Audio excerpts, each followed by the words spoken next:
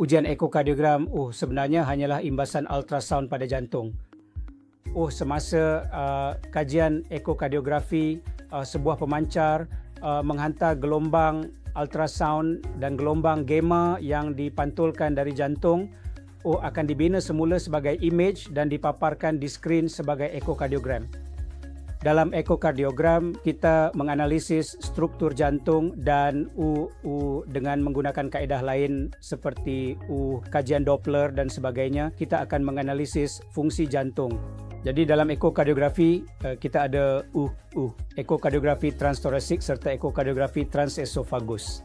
Ini adalah pelbagai kaedah yang berbeza dan secara asasnya berkenaan dengan ekokardiogram 2D yang kita lakukan secara rutin dalam amalan harian kita.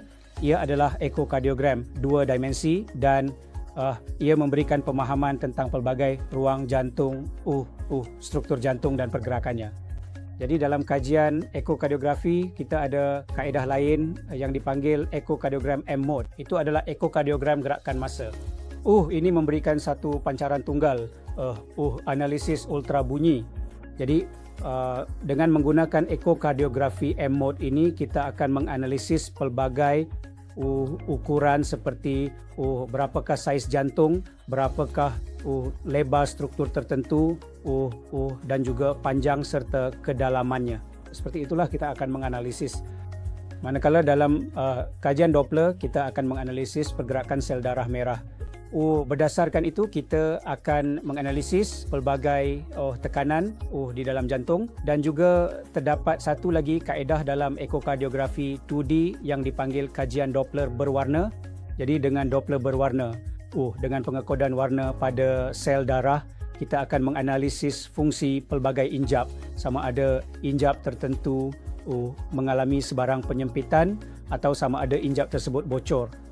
Jadi berdasarkan pengekodan warna, kita akan menganalisis perkara ini, dan juga kita boleh menganalisis jika terdapat sebarang sambungan tidak normal di antara ruang-ruang jantung berdasarkan arah aliran dan sebagainya. Jadi dengan melakukan kajian yang menyeluruh ini, dengan melakukan ekokardiografi M-mode dan ekokardiografi 2 dimensi serta kajian Doppler dan juga kajian Doppler berwarna. Jadi kita akan menganalisis struktur jantung serta fungsinya dengan sangat terperinci. Jadi pada masa dahulu kami biasa melakukan kajian kateter, satu teknik yang dipanggil kajian kateter untuk memahami tekanan di dalam jantung dengan memasukkan kateter ke dalam. Itu adalah prosedur invasif. Tetapi secara umumnya sekarang ekokardiografi hampir adalah satu alternatif kepada kajian kateter. Kecuali jika benar-benar perlu, kami tidak lagi melakukan kajian kateter. Ekokardiografi telah hampir sepenuhnya menggantikan semua kajian kateter. Jadi ini adalah satu alat yang sangat baik yang kita ada, dan ia hanya mengambil masa 5 hingga 10 minit untuk melakukan kajian ekokardiografi yang komprehensif.